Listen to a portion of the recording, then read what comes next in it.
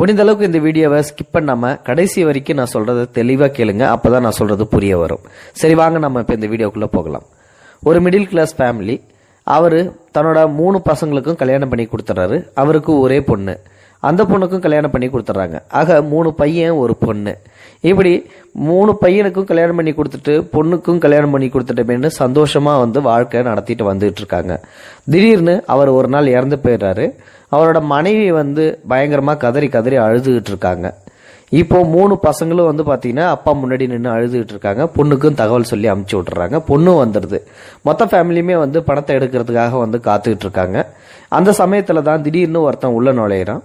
உள்ள நுழைஞ்சி, உங்க அப்பா எனக்கு 10 லட்சம் ரூபாய் கடன் தரணும், அந்த 10 லட்சம் ரூபாயை தந்தீங்கன்னா தான் இந்த பணத்தை இங்கிருந்து நான் எடுக்க விடுவேன், இல்லாட்டி எடுக்க விட மாட்டேன் அப்படின்னு சொல்லிட்டு தகராறு பண்றாரு. அப்ப அந்த 3 பசங்களும் என்ன சொல்றாங்க அப்படின்னா, இந்த மாதிரி விஷயம் எங்ககிட்ட எங்க அப்பா சொல்லவே இல்லை. 10 லட்ச ரூபா உங்கள்கிட்ட கடன் வாங்கியிருக்கிறதா நீங்க பொய் சொல்றீங்க. எங்களால அந்த 10 லட்ச ரூபா தரமாட்டோம், தர முடியாது. நீங்க என்ன வேணாலும் பண்ணிக்கங்க. நீங்க எங்க அப்பா கிட்ட எதுவும் கையெழுத்து போட்டு வாங்கினீங்களா அப்படின்னு சொல்லிட்டு கேட்கும்போது, இந்த மாதிரி நான் கையெழுத்துலாம் போட்டு எதுவும் கொடுக்கவில்லை, உங்க அப்பா மேல இருந்த நம்பிக்கையில தான் நான் கொடுத்தேன், அதனாலதான் நான் கேட்கறேன் போது அந்த 3 பசங்களும் தர முடியாதுன்னு சொல்லிட்டு இருக்காங்களாம். சுத்தி நிக்கிறவங்கள்ட்ட போயிட்டு கேட்கறாராம், ஐயா என்னோட 10 லட்சம் பணம் போயிடுச்சாட்டுக்கு, நீங்க தான் தயவு செஞ்சு இவங்கள்ட்ட பேசி வாங்கி கொடுக்கணும் அப்படின்னு சொல்ல அந்த 3 பசங்களும் தர முடியாதுன்னு சொல்றாங்க. அவர் உங்ககிட்ட பணம் வாங்குறதுக்கு ஏதாவது ரசீதோ இல்லாட்டி ஏதாவது எழுதி வச்சிருக்கீங்களா, கொண்டாந்து காட்டுங்க, ஆதாரம் இருந்ததுன்னா சொல்லுங்க அப்படின்னு சொல்லிட்டு கேட்கறாங்க. அவரு நான் நம்பிக்கை மேல தான் கொடுத்தேன், நம்பிக்கையில அந்த காலத்துல எப்படி அப்படின்னு சொல்லிட்டு இந்த மாதிரி சொல்லிக்கிட்டே இருக்க பதட்டம் அதிகமா நிலவுது. கடைசியா ஒரே ஒரு வரியா சொல்லிடுறாரு, இந்த இடத்த விட்டு நான் நவரணும்னா எனக்கு 10 லட்ச ரூபா கொடுத்தா மட்டும்தான் இந்த இடத்த விட்டு நவருவேன், இல்லாட்டி பணத்தை எடுக்க விட மாட்டேன் அப்படின்னு சொல்ல அந்த பசங்களும் அதே மாதிரி நீ என்ன வேணா பண்ணிக்க, நாங்க பணத்தை எடுக்கலனாலும் பரவாயில்ல, நாங்க 10 லட்ச ரூபா பணத்தெல்லாம் கொடுக்க முடியாது அப்படின்னு சொல்லிட்டு அப்படியே தயாரா பண்ணிட்டு இருக்காங்க.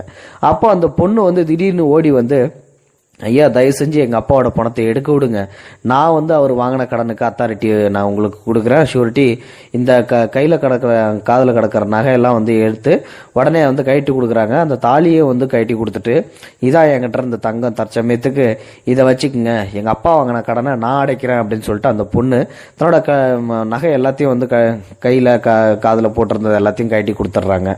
ஸோ அப்பதான் பாத்தீங்கன்னா அது அம்மா ஒரு நிமிஷம் நிறுத்துமா, உங்க அப்பா நான் என்கிட்ட 10 லட்ச ரூபா கடன் வாங்கல, உங்க அப்பா கிட்ட தான் நான் வாங்கியிருந்தேன். அந்த 10 லட்ச ரூபாய் திருப்பி கொடுக்க வந்தப்போ நான் திடீர்னு ஒரு நாள் இறந்து போவேன். அப்போ என் மேல யாரு அதிகமா பாசம் வச்சிருக்காங்களோ அவங்களுக்கு இந்த 10 லட்ச ரூபாய் கொடுத்துருன்னு உங்க அப்பா தான்ப்பா என்கிட்ட சொல்லி வச்சாரு. அதனால தயவு செஞ்சு நீ இதாம்மா இந்த பணத்தை வாங்கிக்கணும்னு சொல்லிட்டு 10 லட்ச ரூபாயை அந்த பொண்ணுகிட்ட ஒப்படைக்கிறாங்களாம்.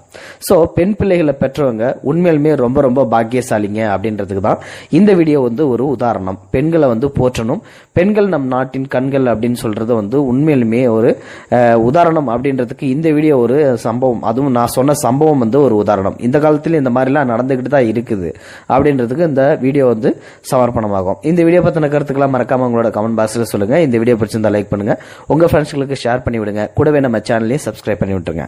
தேங்க்ஸ் ஃபார் வாட்சிங்.